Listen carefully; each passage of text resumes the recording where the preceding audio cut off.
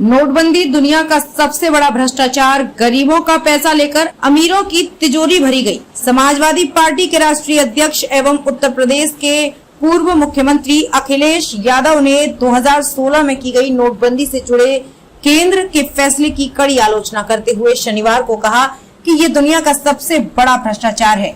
उन्होंने यहां सपा मुख्यालय में संवाददाताओं से कहा कि भाजपा सरकार द्वारा की गई नोटबंदी दुनिया का सबसे बड़ा भ्रष्टाचार है।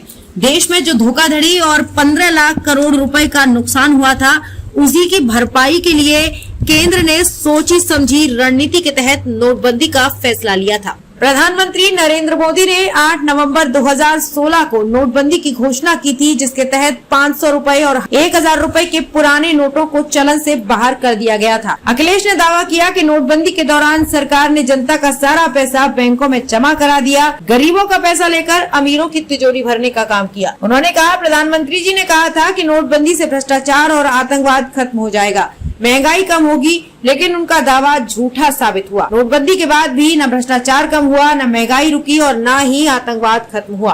आज देश में महंगाई, बेरोजगारी और भ्रष्टाचार चरम पर है। सपा प्रमुख ने कहा, आंकड़ों के अनुसार आज भी देश में 33 लाख करोड़ रुपए नगद राशि बाजार में है। आज भी ज्यादातर लोग डिजिटल के बजाय नगद ही लेन देन कर रहे हैं। जमीन और प्रमुख वस्तुओं की खरीदारी नगद की जा रही है। सभी ने देखा कि जमीन की रजिस्ट्री और खरीद में बड़े पैमाने पर नगद रकम का लेन देन हुआ और भ्रष्टाचार हुआ। उन्होंने दावा किया, अयोध्या में जो जमीन की रजिस्ट्री हुई उनमें भाजपा के लोग शामिल रहे। अखिलेश ने डायल 112 रिस्पांस सिस्टम में कार्यरत महिला कर्मचारियों की मांगों का समर्थन करते हुए कहा कि विधानसभा सत्र के पहले ही दिन हम इस मुद्दे को उठाएंगे। हमारा पहला सवाल यही होगा कि भाजपा ने डायल 112 को क्यों बर्बाद कर दिया। उन्होंने आरोप लगाया कि भाजपा सरकार इमोशनलेस, हार्टलेस और विजनलेस है, वहीं गरीबी का फायदा उठा रही है। डायल 112 में कार्यरत महिलाओं को नौकरी से निकालने की धमकी दे रही है। त्योहार के दिन बहन बेटियों का उत्पीड़न किया जा रहा है।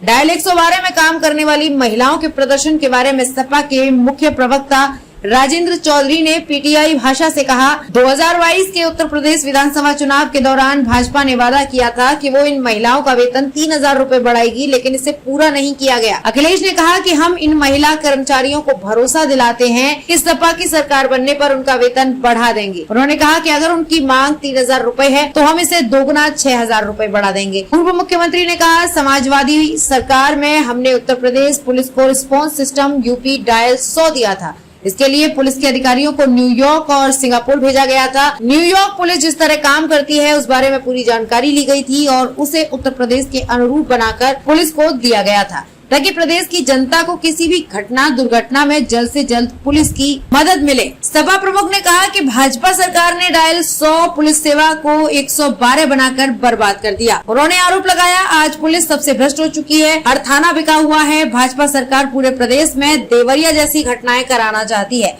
अखिलेश संभवतः 2 अक्टूबर की घटना का जिक्र कर रहे थे, जिसमें रुद्रपुर क्षेत्र देवरिया जिले के फतेहपुर गांव में भूमि विवाद को लेकर हुई हिंसा में एक ही परिवार के 5 सदस्य और पूर्व जिला पंचायत सदस्य प्रेम यादव मारे गए थे।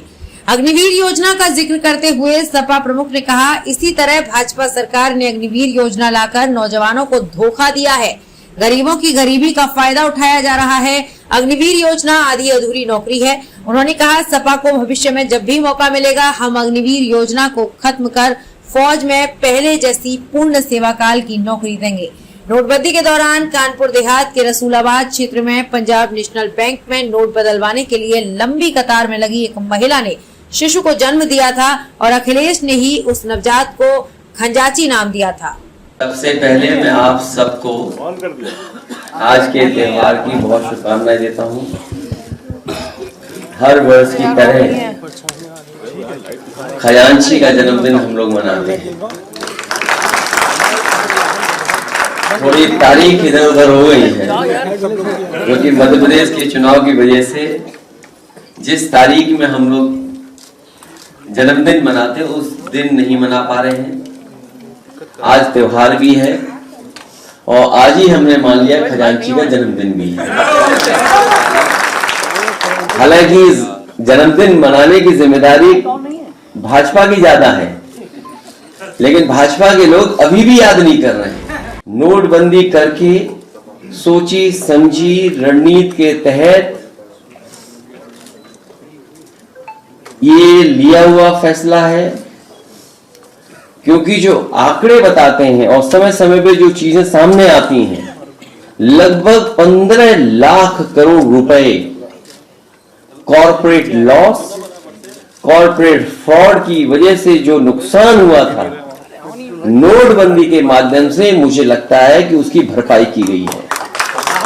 15 लाख करोड़ जो कॉर्पोरेट फ्रॉड, कॉर्पोरेट लॉस, जिससे हमारी बैंकें, हमारी अर्थव्यवस्था डूब जाती, उसकी भरपाई के लिए नोटबंदी की गई और गरीबों का पैसा छीन करके, गरीबों का पैसा उनकी जेब से निकाल करके अमीरों की तिजोरी भरने का काम अगर किसी ने किया है तो भारतीय जनता पार्टी ने किया है। इसीलिए हम खजांची का जन्मदिन मनाते हैं कि हर बार लोग ये जाने कि नोटबंदी से भ्रष्टाचार नहीं खत्म हुआ।